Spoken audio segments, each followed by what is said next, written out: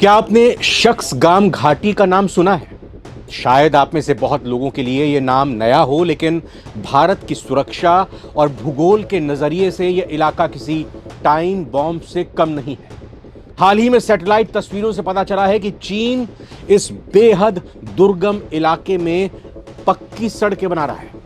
लेकिन रुकिए, यह जमीन तो भारत की है, तो चीन यहां पर क्या कर रहा है और इसमें पाकिस्तान का क्या किरदार है? आपको बता दें कि शख्सगाम घाटी का क्षेत्रफल लगभग 5180 वर्ग किलोमीटर है, जबकि देश की राजधानी दिल्ली का क्षेत्रफल लगभग 1484 वर्ग किलोमीटर का है। यानी शख्सगाम घाटी की यह जमीन, भारत की यह जमीन, देश की राजधानी दिल्ली से करीब 3.5 गुना 3.5 टाइम्स बड़ी है। तो आज के इस वीडियो में हम इतिहास के उन पन्नों को पलटेंगे जब 63 साल पहले पाकिस्तान ने भारत की पीठ में छुरा घोंपा था और चीन को हमारी जमीन तोहफे में दे दी थी। और आज भारत और चीन इस जमीन को लेकर आमने सामने कैसे आ गए हैं, बात होगी। चलिए इस पूरे विवाद को आसान भाषा में समझेंगे। नमस्कार, बहुत बहुत स्वागत आप सभी का। आप नवभारत टाइम्स देख रहे हैं। यह वक्त है सारी दुनिया का। मैं रविंद्र सिंह आपके साथ।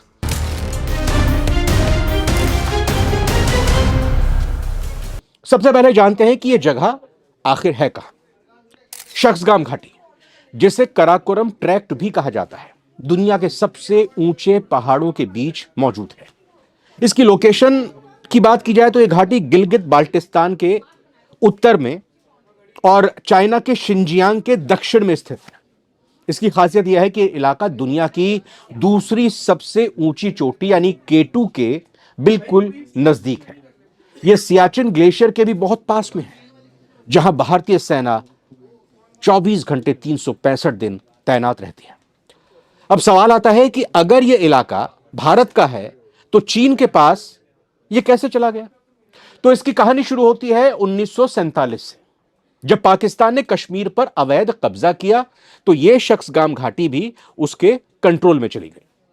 फिर जब 1962 में भारत और चीन के बीच युद्ध हुआ, पाकिस्तान ने देखा कि दुश्मन का दुश्मन दोस्त होता है।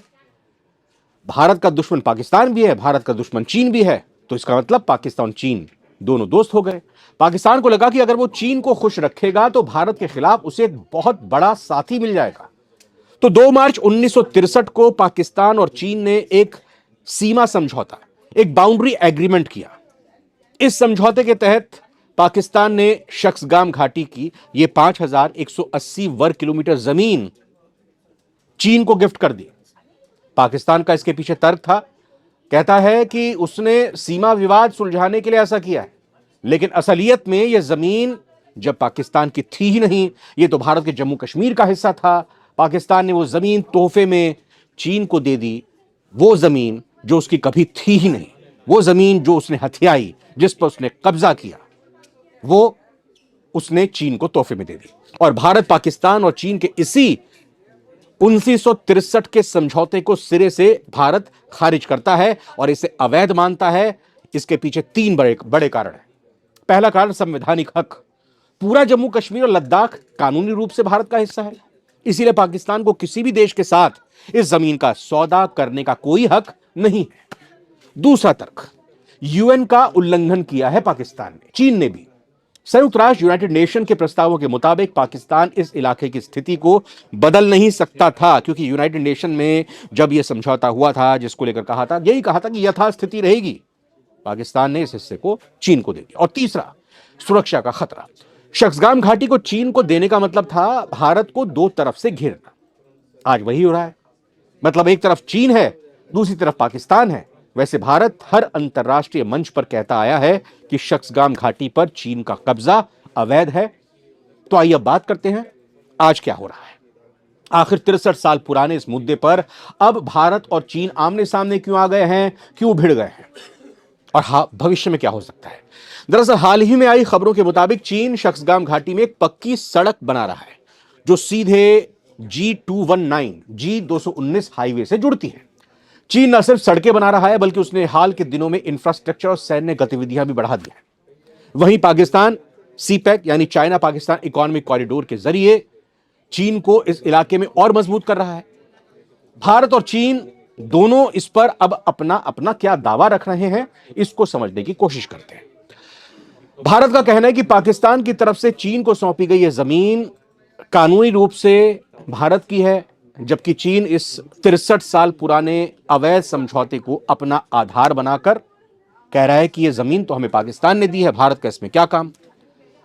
भारत के विदेश मंत्रालय के प्रवक्ता रणधीर जायसवाल ने इस बीच कहा है कि जम्मू कश्मीर और लद्दाख केंद्र शासित प्रदेश भारत का अभिन्न और अविभाज्य हिस्सा हैं। उन्होंने कहा है कि ये बात पाकिस्तान और चीन के अधिकारियों को कई बार साफ साफ शब्दों में बता दी गई है। उन्होंने कहा कि हम तथाकथित सो कॉल्ड चीन पाकिस्तान आर्थिक गलियारे सीपीईसी को भी मान्यता नहीं देते, क्योंकि भारतीय क्षेत्र से होकर गुजरता है, क्योंकि ये वही तो इलाका है शख्सगाम वैली का, जहां से होकर एसी पे गुजर रहा है, और भारत का इलाका है। और भारत के इलाके पर पाकिस्तान और चीन कैसे गुजर सकते हैं, कैसे कुछ इंफ्रास्ट्रक्चर खड़ा कर सकते हैं जिस पर पाकिस्तान का अवैध और जबरन कब्जा है। और वहीं अब चीनी विदेश मंत्रालय ने क्या कहा। चीनी विदेश मंत्रालय की प्रवक्ता माओ निंग ने कहा है कि सबसे पहले तो जिस क्षेत्र का आप उल्लेख कर रहे हैं, यानी कि भारत की एमईए उल्लेख कर रही है कि वो चीन का वो हिस्सा चीन का हिस्सा, ये चीन के विदेश मंत्रालय की तरफ से बात आई है। और अपने ही क्षेत्र में चीन की बुनियादी ढांचा गतिविधियां बिल्कुल उचित हैं, ये चीन के विदेश मंत्रालय ने भारत के विदेश मंत्रालय के जवाब आने के बाद दिया है। उनके एमईए के प्रवक्ता ने कहा है कि चीन और पाकिस्तान ने 1960 के दशक में यानी 1963 में सीमा समझौता किया था और दोनों देशों के बीच बाउंड्रीज तय हो गई थी, सीमा तय हो गई थी। अगर चीन यहां पर पक्की सड़कें और बुनियादी ढांचा बना लेता है तो भारतीय सेना को उत्तर में चीन और पश्चिम में पाकिस्तान दोनों तरफ से एक साथ सुरक्षा चुनौतियों का सामना करना पड़ेगा। भारत और चीन दोनों अब एक ही जमीन के लिए जीरो टॉलरेंस की नीति अपना रहे हैं। भारत जहां इसे अवैध और जबरन कब्जा बता रहा है, वहीं चीन ने पहली बार इतने साफ शब्दों में इसे अपना क्षेत्र कहकर, अपना इलाका कहकर भविष्य में बड़े सैन्य गतिरोध के संकेत दे दिए हैं।